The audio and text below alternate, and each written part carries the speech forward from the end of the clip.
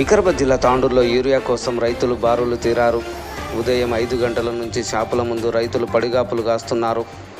అధికారులు ఇచ్చే ఒక్క యూరియా బస్తా కోసం ఎదురు చూడాల్సిన దుస్థితి నెలకొందని రైతులు వాపోతున్నారు. విషయం తెలుసుకున్న జిల్లా గ్రంథాలయ మాజీ చైర్మన్ రాజుగౌడ్ స్పందించి రైతులకు మద్దతు తెలుపుతూ 10 ఏళ్లలో ఎట్లుండే తెలంగాణ, 2 ఏళ్లలో ఎట్లయింది నా తెలంగాణ అని కేంద్ర రాష్ట్ర ప్రభుత్వాలపై దుమ్మెత్తిపోశారు. కేంద్ర రాష్ట్ర ప్రభుత్వాలు స్పందించి యూరియా కొరతను తీర్చాలని రాజుగౌడ్ డిమాండ్ చేశారు. అయితే షాపులు, కార్యాలయాలు తెరవకముందే రైతులు అక్కడికి భారీగా చేరుకుంటున్నారు.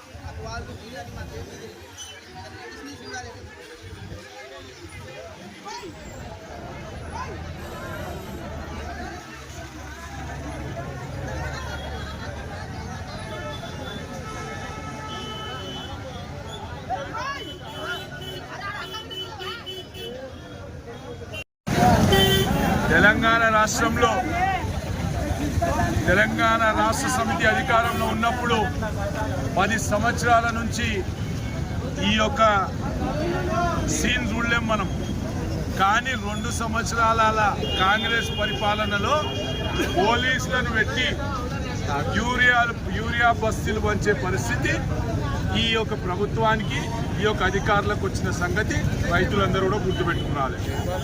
ఎట్లుండే తెలంగాణ, ఎట్లయిపోయింది తెలంగాణ.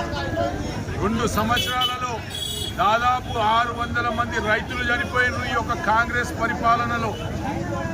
మరి ఈరోజు యూరియా దొరకకపోవడం, సరైన సమయానికి రైతు బంధు రాకపోవడం, 24 గంటలు ఉచిత కరెంట్ అని దాన్ని తుంగలో దొక్కి మరి సమయానికి నీళ్లు వదలకుండా మరి అనేక రకాల రైతులకు ఇబ్బంది పెడుతున్న ఈ యొక్క ప్రభుత్వాన్ని ప్రజలు గుణపాఠం చెప్తారని చెప్పేసి ఈ సందర్భంగా తెలియజేస్తున్నారు.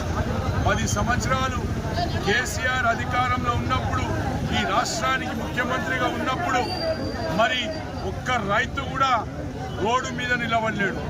మరి రేవంత్ రెడ్డిది ఒక పాట ఉన్నది ఎన్నికల్లో, ఆనాటి రోజులు తెస్తా అన్నాడు, తెచ్చిండు ఆనాటి రోజులు చెప్పులు లైన్లో పెట్టుడు, 3 గంటల రాత్రికి వచ్చుడు. మరి ఈ విధంగా రైతులను ఇంత కోస పెడుతున్న ఈ యొక్క ప్రభుత్వం గుర్తుపెట్టుకునాలే.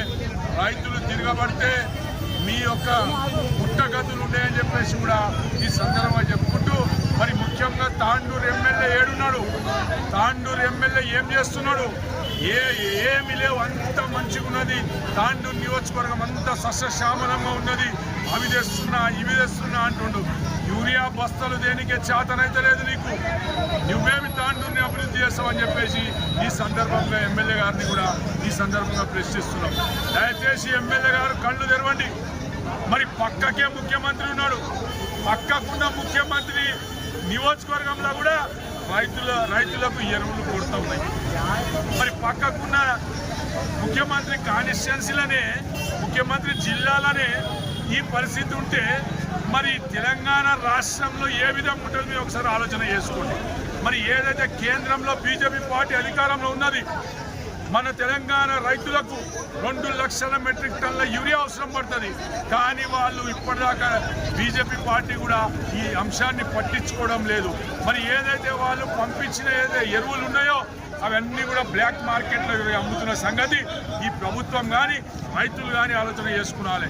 మరి రైతులను బాధ పెడితే ఈ యొక్క ప్రభుత్వం సర్వనాశనం అయిపోతుంది.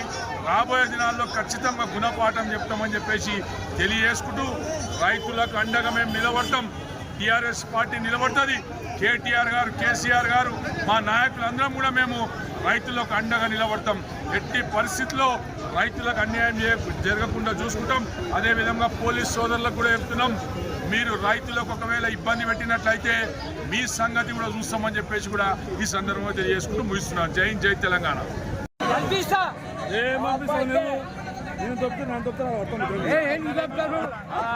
ఇట్లా పువ్వులు పడితే ఎట్లా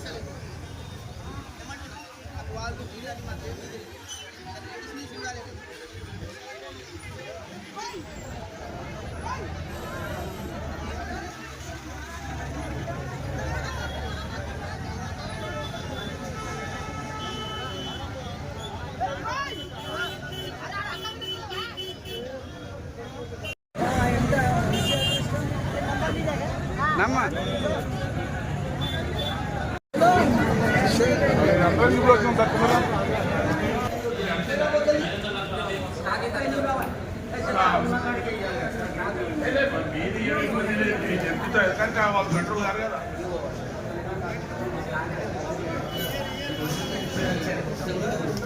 సరే మళ్ళీ ఇచ్చేది మహిళలకు సమానంగా ఏంటి వాళ్ళకి ఆడలకు గిడిపి ఒక ఆడలకు గిడిపి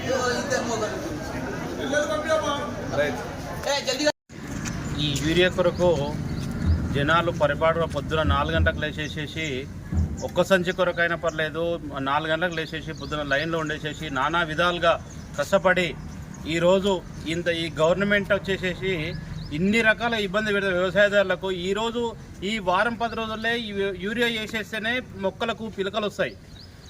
ఈ వారం రోజులు కాకపోతే ఈ మొక్కలకు పిలకలు రావు, మళ్ళీ పంట పండదు. అందుకొరకని చెప్పేసి వీళ్ళకందరికీ న్యాయం జరగాలి. ప్రతి ఒక్కరికి ఈ వ్యవసాయదారులకు అనేది ఈ గవర్నమెంట్ అనేది సెంట్రల్ గవర్నమెంట్ కానీ రాష్ట్ర ప్రభుత్వం కానీ వీళ్ళందరికీ హెచ్చరిక ఒకటే చేస్తున్నాను.